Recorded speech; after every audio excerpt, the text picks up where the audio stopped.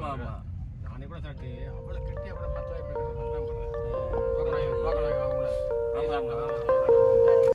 Hello friends, welcome back to our channel. இன்றைக்கி என்ன இந்த வீடியோவில் பார்க்க போகிறோன்னா, காரில் உட்காந்து இன்ட்ரோ கொடுத்துட்ருக்கேன். ஊருக்கு வந்துட்டோம். நாங்கள் அம்மா வீட்டுக்கு வந்தாச்சு. வந்தோடனே எப்பயுமே இங்கே வந்தாலே காரைக்குடி போயிடுவோம். இன்றைக்கி எதுக்காக காரைக்குடி போகிறோன்னா, அம்மாவோட மெட்டி வந்து இது ஃபஸ்ட்டு வாங்கினாங்க.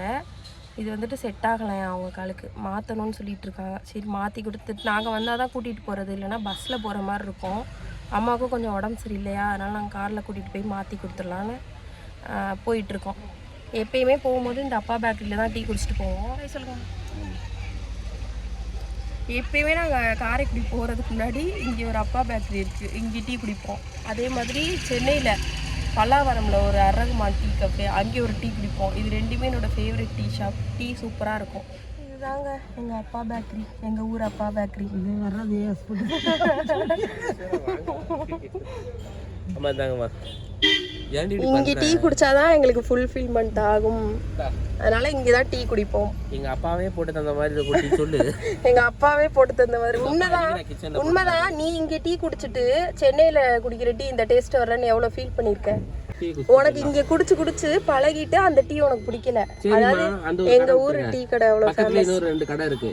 2 கடையில ஒவ்வொரு நாள் ட்ரை குடிச்சாதான் காரைக்குடிக்கு வண்டி நகரம் இருக்குமா. சடச்சடன்னு மழை ஊற்றும். எங்கள் ஊர் கிளைமேட் அப்படி இருக்குது. ஆனால் சென்னையில் வெயில் கொளுத்துது. ஆனால் இங்கே கிளைமேட் சூப்பராக இருக்குது. ஊட்டி கொடைக்கானல் இருக்கும். இல்லை பூக்கடை அதெல்லாம் அப்படியே காட்டுறேன். விளையிறது வாழைக்காய், வாழைப்பழம்.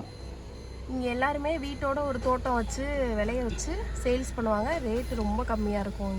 இங்கே விளையிற பொருள் இங்கே சேல்ஸ் பண்ணுவாங்க. நம்மளுக்குமே இருக்கும்.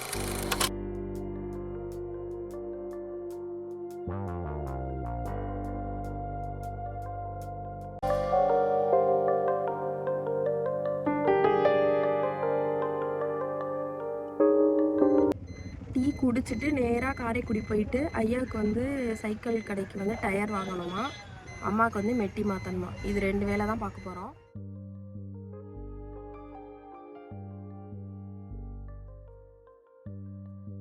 ஒரு வழியாக டீயெல்லாம் குடிச்சிட்டு கிளம்பிட்டோம். எப்போவுமே எங்கள் ஐயா எங்கள் கூட ட்ராவல் பண்ணால் எங்கள் ஐயாவுக்கு வந்து பழைய சாங்ஸ் தான் பிடிக்கும்.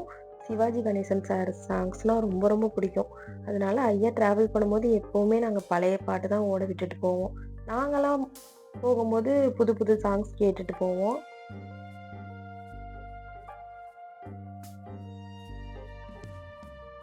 எங்கள் ஐயா பார்த்தீங்கன்னா ட்ராவல் பண்ணுறதே ரேர் தான். அவ்வளோ சீக்கிரம் எங்கேயுமே கிளம்ப மாட்டாங்க. அவங்களுக்கு ஏதாச்சும் ஒர்க் இருந்தால் தான் எங்கள் கூட வருவாங்க. எங்கள் ஐயாங்கிறது வந்து என்னோட அத்தாவோட அத்தா இவங்க. எனக்குமே ஓல்டு சாங்ஸ்னால் ரொம்ப பிடிக்கும். சின்ன வயசுலலாம் சிவாஜி கணேசன் சார் மூவிலாம் பார்த்துட்டு அழுகவும் செஞ்சுருக்கேன் நான். அவ்வளோ எமோஷ்னலான மூவிஸாக இருக்கும். எனக்குமே ஓல்டு சாங்ஸ் ரொம்ப பிடிக்கும். நானும் பாடிக்கிட்டே வைப் பண்ணிக்கிட்டு தான் போயிட்டு இருந்தேன். இங்கெல்லாம் எல்லா ஊர்லேயும் எல்லா கம்மாயுமே நிரம்பி தான் இருந்துச்சு. அந்தளவுக்கு இங்கே மழை பெஞ்சிட்ருக்கு போல். சிட்டி சைட்லாம் எந்த மழையுமே காணோம். இங்கே நல்லா மழை பெஞ்சு ஒரே பச்சை பசுமையாக தான் இருக்குது. பார்க்கவே அவ்வளோ கண்ணுக்கு குளிர்ச்சியாக இருக்குது. கல்லலுக்கு ரீச் ஆகிட்டோம். கல்லல் வந்துட்டு எல்லாருக்குமே தெரியும், பிக் பாஸ் முத்துக்குமரன் இருக்காங்கல்ல, அவங்களோட ஊர் தான் கல்லல். அவங்க இப்போ வந்து கல்லலில் தான் இருக்காங்க. எங்கே பார்த்தாலும் பேனர் தான் வச்சுருந்தாங்க. அதாவது முத்துக்குமரனுக்கு வந்து ஓட் போடுங்க, சப்போர்ட் பண்ணுங்கிற மாதிரி நிறையா பேனர் இருந்துச்சு. கல்லலில் தான் இப்போ கரண்ட்டாக அவங்க இருக்கிறாங்க. ஆனால் அவங்களோட பூர்வீக ஊர் வந்துட்டு தேவைப்பட்டுன்னு சொல்லிட்டு நாங்கள் போகிற வழியில தான் இருந்துச்சு. அந்த சைடில் தான் நாங்கள் போனோம். அந்த ஊருக்கு எங்கள் ஐயா ஒரு ஹிஸ்ட்ரி சொன்னாங்க. மோஸ்ட்லி எங்கள் ஐயாவுக்கு ஒவ்வொரு ஊரோட ஹிஸ்ட்ரியுமே தெரிஞ்சிருக்கும், எல்லாமே தெரிஞ்சு வச்சுருப்பாங்க. ஏன்னா அவங்க அந்த காலத்து ஆள் இல்லை. அந்த ஊரில் வந்து மாடு வீட்டில் வளர்க்குறாங்கன்னா அந்த மாடு வந்து ரொம்ப நாள் கன்று போடாமல் இருந்துச்சுன்னா, அதாவது கண்ணுக்குட்டி போடாமல் இருந்துச்சுன்னா, அந்த ஊரில் ஒரு கோயில் இருக்காமா. அந்த கோவிலில் ஏதோ ஒரு விசேஷம் வரும்போது அந்த மாடை கொண்டு போய் அங்கே கட்டுவாங்களாம். திரும்ப நெக்ஸ்ட் இயர் வந்து அந்த மாடு வந்து கண்ணுக்குட்டி போட்டிருக்கலாம். அந்த கண்ணுக்குட்டியோட சேர்த்து கூட்டிகிட்டு வருவாங்களாம். அந்த அளவுக்கு கண்ணுக்குட்டி போடாத மாடு கூட கன்று ஈன்றோம் அப்படிங்கிற மாதிரி சொன்னாங்க ஒரு ஹிஸ்ட்ரி. அந்த ஊரே சூப்பராக இருந்துச்சு. அதாவது நல்ல ஒரு கிராமம். 2 சைடும் மரம், அப்படியே எங்கே பார்த்தாலும் அப்படியே பசுமையாக இருந்துச்சு. அந்த காலத்து வீடெல்லாம் கூட இருந்துச்சு. பார்க்கவே அழகாக இருந்துச்சு.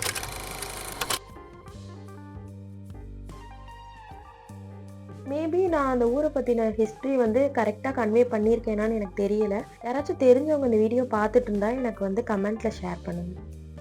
அப்படியே காரைக்குடி போகிற வழியில் ஆலங்குடிங்கிற ஒரு ஊரில் இந்த மண்பானையெல்லாம் விற்கிற ஷாப் இருந்துச்சு. எனக்கு ஆல்ரெடி ஒரு பிளான் இருந்துச்சு. பிளான்னு சொல்ல முடியாது, ஆசை. எனக்கு மண் சட்டியில சமைக்கணும்னு ஆசை. மண் சட்டியில வந்து இந்த புளிக்குழம்பு, மீன் குழம்புலாம் வைக்கணும்னு ஆசை.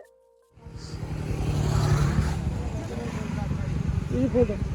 இது பூச்சாடி பூச்சா பாரு.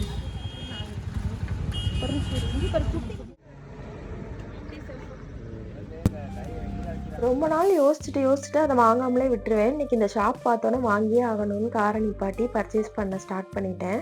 பொங்கல்னால மஞ்சள் எல்லாமே, வாழைக்காய், அந்த பொங்கலுக்கு தேவையான ஜாமான்லாம் கூட வச்சிருந்தாங்க. அதெல்லாம் பார்த்துட்டு அந்த மண்லேயே வந்து குட்டி குட்டியா மினியேச்சர்லாம் செஞ்சு வச்சிருந்தாங்க. பார்க்கும் போதே கியூட்டா இருந்துச்சு.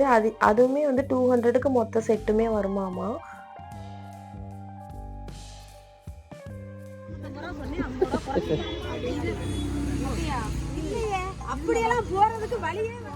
எங்க அம்மா வந்து ரேட்டெல்லாம் குறைச்சி பேசி அதை வாங்கிட்டு வர்றதுக்குள்ள எனக்கு வந்து இந்த மாதிரி வந்துட்டு ரோட் சைட்லாம் கடை வச்சிருக்கவங்க கிட்ட பேரம் பேசுறதுக்கே எனக்கு பிடிக்காது. ஒரு வழியா ஒரு ரேட் பேசி அதை வாங்கிட்டு வந்தாச்சு. காரைக்குடியும் ரீச் ஆயிட்டோம். காரைக்குடி ரீச் ஆனதுமே ஐயாவை சைக்கிள் கடையில் இறக்கி விட்டுட்டு நானும் அம்மாவும் அந்த நகை கடை வீதிக்கிட்ட இறங்கிக்கிட்டோம். அந்த ரோட் சைட் கடையில் வந்து நான் சாதம் வடிக்கிற அந்த பாட் நான் வாங்கியிருந்தேன். ஒரு ரெண்டு டம்ளர் போட்டு வடிக்கிற மாதிரி வாங்கியிருந்தேன். அப்புறம் அது வாங்கி முடிச்சோடனே நேராக நகை கடைக்கு போயிட்டோம். ஃபர்ஸ்ட் அம்மாவுக்கு மெட்டி மாற்றிட்டு அதுக்கப்புறம் ஐயப்பா ஸ்டோர் போகணும். காரைக்குடி ஐயப்பா ஸ்டோர். எங்கள் ஃபேமிலியில் எப்பயுமே இந்த அத்திபா ஜுவல்லரியில தான் நகை வாங்குவோம். இதுக்கு முன்னாடி அன்பு ஜுவல்ஸ்ன்னு சொல்லிட்டு இருந்துச்சு. இப்போ வந்து நியூவாக இங்கே ஓப்பன் பண்ணியிருக்காங்க. இந்த கடையில் வாங்கினாதான் ராசி அப்படிங்கிற மாதிரி இங்கே தான் வாங்குவாங்க. எங்கள் ஃபேமிலியில் என்னோட கல்யாணத்துக்கு போட்ட நகைலாம் கூட இங்கே தான் வாங்கினது. எல்லா ஒகேஷனுக்குமே இங்கே தான் எடுப்பாங்க. அம்மா ஒரு சைடு மெட்டி பார்த்து செலக்ட் பண்ணி எடுத்துட்டாங்க. நான் வந்து இந்த சைடு உள்ள ஹாரம் கலெக்ஷன்ஸ், ரிங் கலெக்ஷன்ஸ்லாம் பார்த்துட்டு இருந்தேன். அதில் ஒரு ஹாரம் எனக்கு ரொம்ப பிடிச்சிருந்துச்சு. அதனால எடுத்து காட்ட சொல்லியிருந்தேன். இது வந்து நான் மேலே உள்ள நெக்லஸ் வந்து நான் பார்க்கல, கீழே இருக்க ஹாரம் மட்டும் தான் பார்த்துருந்தேன். இந்த ஹாரம் வந்து 5 பவுனுன்னு சொல்லியிருந்தாங்க. நான் வந்துட்டு இது எனக்கு ரொம்ப பிடிச்சிருந்துச்சு. அதனால நான் இதை ஃபோட்டோ எடுத்துட்டு வந்திருக்கேன். சப்போஸ் நகை வாங்குற மாதிரி பிளான் இருந்தா இதே மாதிரி சொன்னோம்னா அவங்க செஞ்சு கொடுத்துருவாங்க. நான் இந்த ஹாரம் வந்து எனக்கு செட் ஆகுதான்னு சொல்லி ட்ரை பண்ணி பார்த்தேன்.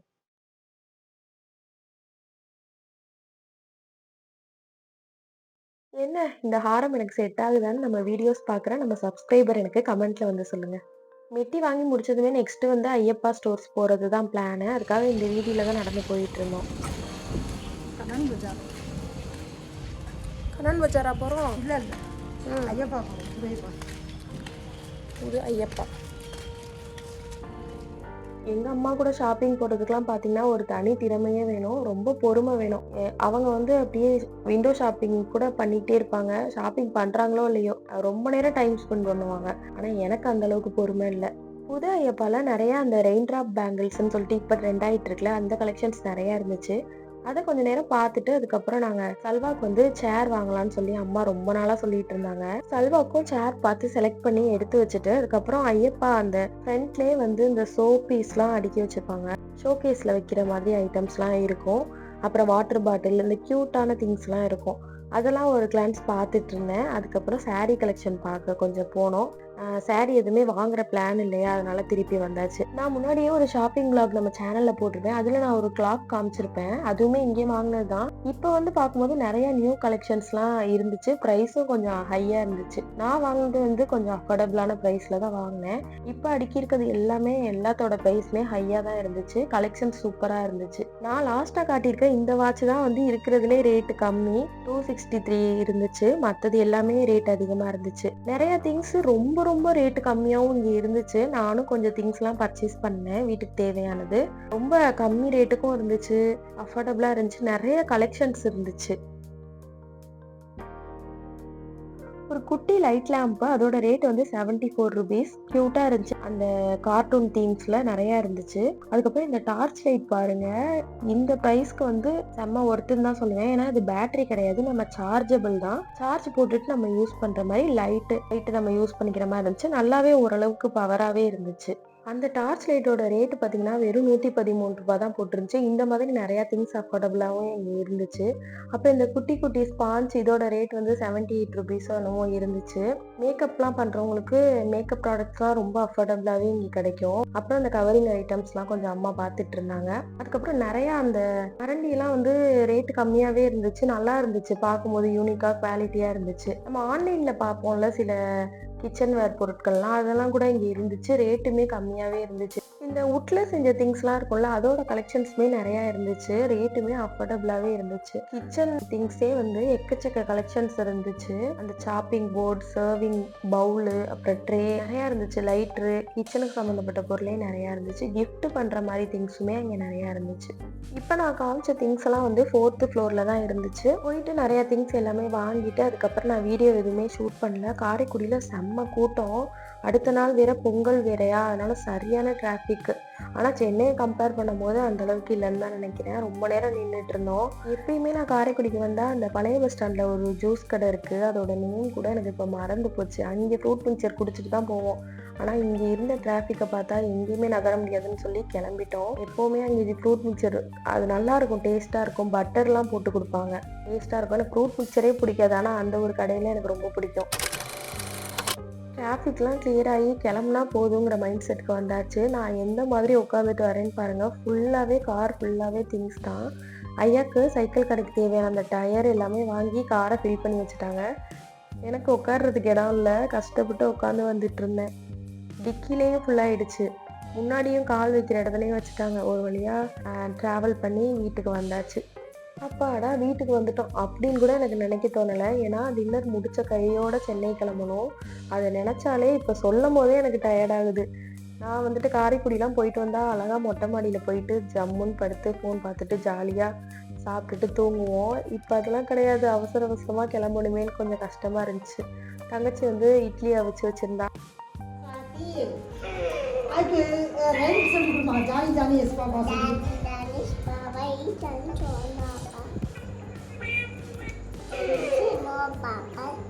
ஓப்பன் அம்மா. சல்வாக்கு சேரு கொஞ்சம் டாய்ஸ்லாம் கூட அந்த டாக்கிங் டாம்லாம் வாங்கிட்டு வந்து கொடுத்தோன்னா அவள் ரொம்ப ஹாப்பி ஆயிட்டா. அம்மா வந்து பாருங்க கீழே அந்த டேபிளுக்கு கீழே ஒரு தெர்மாக்கோலை போட்டுட்டு அதில் வெஜிடபிள்ஸ்லாம் அழகாக அடுக்கி வச்சுருந்தாங்க. பார்க்கும்போது நல்லா இருந்துச்சு, அதனால வீடியோ எடுத்திருந்தேன். அவ்வளோதான், நைட் சாப்பாடு முடித்தோன்னே கிளம்பணும் ஊருக்கு. அதனால் வேக வேகமாக ஃபஸ்ட்டு சாப்பிட்றலான்னு சாப்பிட உட்காந்துட்டேன் நான். செம்ம பசி வேறு எனக்கு. இட்லிக்கு வந்து மதியம் வச்சுருந்த எலும்பு தாளிச்சாவும் சிக்கன் கிரேவியும் இருந்துச்சு. அதை வச்சே சாப்பிட்டோம். சூப்பராக இருந்துச்சு. இட்லி வந்து அப்படியே மல்லிகைப்பூ மாதிரி சொல்லுவாங்களே அந்த மாதிரி தான் இருக்குது. நான் வந்து மோஸ்ட்லி கடையில் கொஞ்சம் மாவு வாங்குவேன். அது வந்து அந்தளவுக்கு சாஃப்டாக வராது. இது வீட்லேயே அரைக்கிறதுனால நல்லா சாஃப்டாக இருக்குது, டேஸ்ட்டாகவும் இருக்குது. யார் சாப்பிட்டாலும் சாப்பிடலனாலும் பரவாயில்லன்னு நானும் என் பொண்ணும் சாப்பிட உட்காந்துட்டோம். செம்ம பசி எனக்கு. அப்புறம் நாங்கள் சாப்பிட்டுட்டு இருக்கையிலே பாதியோட அம்மாவும் சாப்பாடு போட்டுட்டு வந்தாங்க. அவங்க சாப்பாடு போட்டு சாப்பிட்டாங்க. நான் இட்லி சாப்பிட்டுட்டு நைட்டு ஒரு 10 o'clock போலவே கிளம்பிட்டோம். இந்த தடவை பெருசாக லக்கேஜ் ஒன்றும் எடுத்துகிட்டு போகலை. அதனால லக்கேஜ் எடுத்து வைக்கிற வேலையும் இல்லை. அம்மா வீட்டிலேருந்து சில திங்ஸ் வந்து எனக்கு கொடுத்தாங்க. அதை மட்டும் எடுத்துகிட்டு கிளம்பியாச்சு. இந்த தடவை நான் சென்னை ரிட்டர்ன் ஆகும்போது எங்கள் அம்மாவையும் கையோட கூட்டிகிட்டு போயிட்டேன். அதுக்கு ஒரு ரீசன் இருக்குது.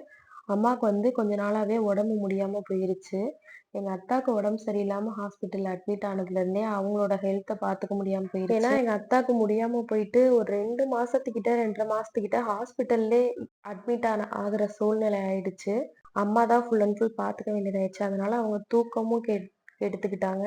டைமுக்கு சாப்பிடாம தூங்காம அவங்களுக்கும் இப்போ முடியாம வந்துருச்சு. எங்க அத்தா வந்து ஃபாரின்ல தான் ஒர்க் பண்ணாங்க. மோஸ்ட்லி ஒர்க்குன்னு சொல்லி அப்படியே இருப்பாங்க.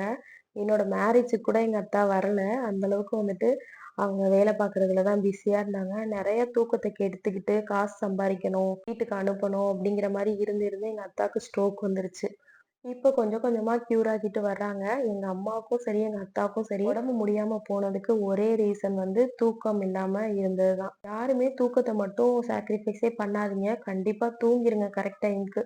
எங்க அத்தாவ ஹாஸ்பிட்டல் அட்மிட் பண்ணியிருந்த டைம்ல நெறைய பேருக்கு ஸ்ட்ரோக் தான். இந்த ப்ராப்ளம்ல தான் நெறைய பேர் அட்மிட் பண்ணியிருந்தாங்க. சின்ன சின்ன பிள்ளைங்களுக்குலாம் கூட தலையில அசால்ட்டா ஆப்ரேஷன் பண்ணி பண்ணி போட்டிருந்தாங்க. பார்க்கும்போதே பயமா இருந்துச்சு. அதுக்கு என்ன ரீசன் வந்து மோஸ்ட்லி டாக்டர்ஸ் சொல்றாங்கன்னா, தூக்கம் இல்ல, டிப்ரஷன் இந்த மாரி ரீசன்ஸ்னால தான் மூளையில வந்து அந்த ஸ்ட்ரோக்குன்னு ஒண்ணு வருதுன்னு சொல்றாங்க. ரத்த கசிவு ஏற்படுது. அத வந்து கிளியர் பண்றதுக்கு ஆப்ரேஷன் பண்ற மாதிரி ஒரு சிச்சுவேஷன்ல கொண்டு வந்து விடுது. இந்த ஸ்ட்ரோக் வந்து வர்றதுக்கு முன்னாடி அதோட சிம்டம்ஸ்லாம் எப்படி இருக்கும்? அத பத்திலாம் வந்துட்டு உங்களுக்கு வீடியோ வேணும்னா கமெண்ட்ல சொல்லுங்க. நான் டெடிகேட்டடா போடுறேன். நான் லைவா இருந்து பார்த்ததுனால சொல்றேன். எங்க அத்தாவோட கேஸ்ல அத நான் லைவா பார்த்துருக்கேன். அதனால தான் நான் சொல்றேன். அம்மாவுக்கு என்ன ஆயிடுச்சுன்னா, நெறைய தூக்கம் முழிச்சு அத்தாவ பார்த்துக்கிட்டதுனால, ஒரு திடீர்னு வந்து ஒரு கையே அப்படியே ஒரு சைடு வந்து அப்படியே உணர்ச்சி இல்லாம இருக்குது. அந்த வலது சைடு கை வந்து எந்த வேலையுமே பார்க்க முடியலையாம். அந்த கைய வச்சுட்டு அந்த மாதிரி ஆகவும் ரொம்ப பயந்துட்டோம் நாங்கலாம். ஏன்னா அத்தாவுக்கும் ஒரு கட்டத்துல அப்படிதான் இருந்துச்சு. அதனால ஹாஸ்பிட்டல்ல போய் பார்க்கும்போது, தூக்கம் இல்லாம இருக்கிறது தான் இதுக்கு காரணம்னு சொல்லி தூக்க மாத்திரைலாம் குடுத்துருக்காங்க. ஒரு 15 டேஸ் கிட்ட கம்ப்ளீட்டா ரெஸ்ட் எடுக்கணும் அப்படிங்கிற மாரி சொல்லி தான் அனுப்புனாங்க. கண்டிப்பா அம்மா அங்க இருந்தா ஏதாச்சும் ஒரு வேலைய இழுத்து போட்டு பார்த்துட்டு தான் இருப்பாங்க. அதனாலயே நான் கம்பல் பண்ணி நான் கூட்டிட்டு வந்துட்டேன். சென்னை கூட்டிட்டு வந்துட்டேன். இங்க வந்து ரெஸ்ட் எடுக்கட்டும். கொஞ்சம் வந்து மைண்டும் கொஞ்சம் சேஞ்ச் ஆகும். ஏன்னா ஒரு 4 மாசம், 5 மாசமா ஹாஸ்பிட்டல், வீடு இந்த மாதிரியே தான் இருக்கிறாங்க. அதுவுமே ஒரு டிப்ரஷன் தான் இருக்கு. ஏன்னா நாங்க அத்தாவெல்லாம் பார்த்துக்கிறதுக்கு ஆப்ரேஷன் முடிஞ்சு ரொம்ப கஷ்டப்பட்டுட்டோம். இப்பதான் கொஞ்சம் கொஞ்சமா அந்த பழைய நிலைமைக்கே கொஞ்சம் கொஞ்சமா மாறிட்டு வருதுன்னு சொல்லலாம். ஏன்னா மோஸ்ட்லி நாங்க ஹாஸ்பிட்டல்லயே தான் கடந்தோம். இப்பதான் கொஞ்சம் சேஞ்ச் ஆகுது எல்லாமே. அதனால அம்மாவுக்கும் கொஞ்சம் மைண்ட் சேஞ்சிங்கா இருக்கட்டுமேன்னு தான் நான் இங்க கூட்டிட்டு வந்துட்டேன். கொஞ்சம் அவங்களுக்கு புடிச்சதெல்லாம் செய்ய வைக்கலாம். புடிச்ச இடத்துக்குலாம் கூட்டிட்டு போயிட்டு கொஞ்சம் ஹேப்பியா பார்த்துக்கலான்னு கூட்டிட்டு வந்துட்டோம். போன தடவ ஊருக்கு போயிருக்கும்போது, இந்த கருணக்கிழங்கு வந்து எங்க ஐயா நெறையா வாங்கி குடுத்து விட்டுட்டாங்க. இத வச்சு என்ன ரெசிபி பண்றதுன்னு கூட எனக்கு தெரியாதுன்னு நான் சொல்லியிருந்திருப்பேன் ஒரு மினி விளாக்ல. அம்மா வந்துட்டு நான் கருவாட்டு குழம்பு செய்றேன். நீ எல்லாமே ரெடி பண்ணி குடுன்னு சொல்லியிருந்தாங்க. குயிக்கா இந்த ரெசிபிய வந்து நான் உங்க கூட ஷேர் பண்ணிடுறேன். கருணக்கிழங்கு வந்து நல்லா வேக வச்சு எடுத்துக்கோங்க.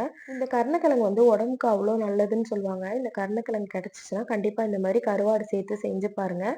டேஸ்ட்டு சூப்பராவே இருந்துச்சு. இது எப்படி செய்யலாம்னு குயிக்கா பார்த்துடலாம். கடாயில தேவையான அளவு நல்லெண்ணெய் சேர்த்துக்கோங்க. நல்லெண்ணெய் வந்து தாராளமாவே சேர்த்துக்கோங்க. இது கூடவே வெந்தயம், ஜீரகம் 2மே சேர்த்துட்டு பொரிஞ்சதுக்கப்புறம், ஒரு பெரிய வெங்காயம் கட் பண்ணி சேர்த்துருக்கிறேன். சின்ன வெங்காயம் சேர்த்துக்கிட்டா இன்னுமே டேஸ்ட்டா இருக்கும். என்கிட்ட இல்ல, அதனால பெரிய வெங்காயம் சேர்த்துருக்கேன். ஒரு 3 பச்சை மிளகா, அப்புறம் கருவேப்பிலை கொஞ்சம் போட்டு, வெங்காயம் வந்து கொஞ்சம் பொன்னிறமா வர்ற அளவுக்கு வதக்கிக்கோங்க. வெங்காயம் நல்லா வதங்கி வந்ததுக்கப்புறம், ஒரு 2 மீடியம் சைஸ் தக்காளி சேர்த்துக்கோங்க. தக்காளி வந்து கம்மியாவே சேர்த்துக்கோங்க. ஏன்னா புளி வேற சேர்க்கிறோம்ல, ரொம்ப புளிப்பாயிடும். அதனால தான். புளி வந்து ஒரு நெல்லிக்காய் சைஸ் அளவுக்கு கரைச்சு எடுத்துக்கோங்க. இது கூடவே தக்காளி லைட்டா வதங்கி வரலே பெருங்காயத்தூள், காஷ்மீரி சில்லி.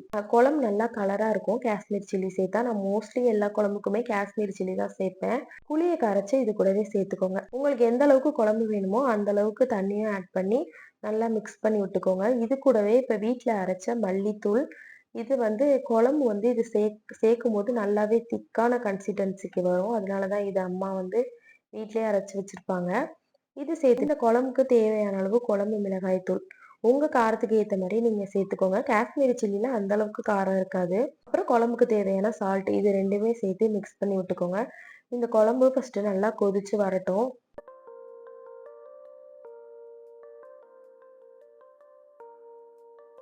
குழம்பு நல்லா கொதிச்சு ஒரு கொதி வந்ததுக்கு அப்புறமா இந்த குழம்புக்கு வந்து மாங்காய் சேர்த்துக்கோங்க. மாங்காய் வந்து ஆப்ஷனல் தான். புளிக்குழம்பு, மீன் குழம்புலலாம் மாங்காய் சேர்த்தா டேஸ்ட்டு சூப்பரா இருக்கும். அதனால தான் சேர்க்கிறது. குழம்பு நல்லா கொதிச்சு வந்ததும் நல்லா கிளீன் பண்ணி வச்ச கருவாடை இது கூடவே சேர்த்துக்கலாம். கருணைக்கிழங்கு வந்து நம்ம கடைசியா தான் ஆட் பண்ணணும். ஏன்னா டக்குன்னு வந்து கரைஞ்சிடும். அதனால கடைசியா ஆட் பண்ணிக்கிட்டா போதும். கருவாடு சேர்த்துட்டு ஒரு கொதி வந்து எண்ணெய் பிரிஞ்சு வந்ததுக்கு அப்புறமா நம்ம கருணைக்கிழங்க ஆட் பண்ணா போதும். இப்போ பாருங்க குழம்பு நல்லா கொதிச்சு வந்துருச்சு. இந்த மாதிரி சுத்தி எண்ணெய் பிரிஞ்சு வந்ததுக்கப்புறம் கருணைக்கிழங்கு சேர்த்துக்கோங்க. கருணைக்கிழங்கு சேர்த்துட்டு ரொம்ப நேரம்லாம் கொதிக்க விட வேணாம். அடுப்ப வந்து சிம்ல வச்சுட்டு அந்த குழம்பு வந்து எண்ணெய் பிரிஞ்சு வர்ற வரைக்கும் வெயிட் பண்ணாலே போதும். இந்த மாதிரி எண்ணெய் பிரிஞ்சு வந்தாலும் கொஞ்சமா கருவேப்பிலை தூவி இறக்கிட்டா குழம்பு சூப்பரா ரெடி ஆயிரும். கண்டிப்பா ட்ரை பண்ணி பாருங்க. Must try. இல்ல ஆல்ரெடி இந்த மாதிரி செஞ்சிருக்கீங்கன்னா கமெண்ட்ல சொல்லுங்க. ஆலங்குடி பாட் ஷாப்ல வந்து பர்ச்சேஸ் பண்ணியிருந்தேன் இல்லையா? நான் என்னென்ன வாங்கியிருந்தேன்னு நான் குயிக்கா காட்டுறேன். இந்த ஒரு குட்டி செம்பும், இந்த பிளாக் கலர் மண் சட்டியும் தான் எடுத்திருந்தேன். எனக்கு வந்து இந்த பிளாக் கலர் மண் சட்டி வந்து வாங்கணும்னு தான் ஆசை. கொஞ்சம் பெருசாவே எடுத்திருந்தேன் நானு. எக்ஸ்ட்ரா செஞ்சுக்கிற மாதிரி.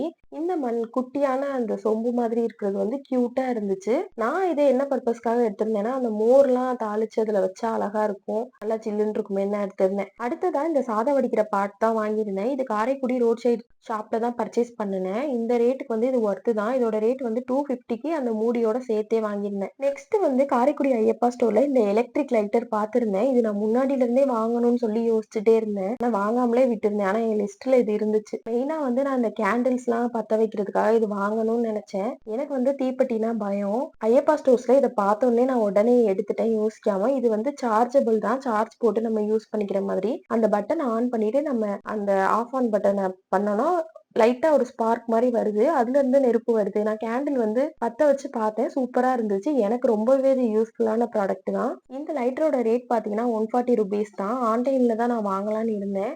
ரேட் கொஞ்சம் கம்மியா இருக்கிறதுனால நான் ஐயப்பா ஸ்டோர்ஸ்ல இதை பர்ச்சேஸ் பண்ணிட்டேன். அடுத்ததா இந்த டஸ்ட்பின் தான் வாங்கியிருந்தேன். 97 ரூபீஸ்க்கு போட்டிருந்தாங்க. இந்த மாதிரி நெறைய பொருள் வந்து ரொம்ப அஃபோர்டபுளான ரேஞ்சிலே இருந்துச்சு. அவ்வளோதான், நான் இந்த விளாக இதோட முடிச்சுக்கிறேன். இது மாதிரியான நெக்ஸ்ட் ஒரு வீடியோல வந்து பார்க்குறேன்.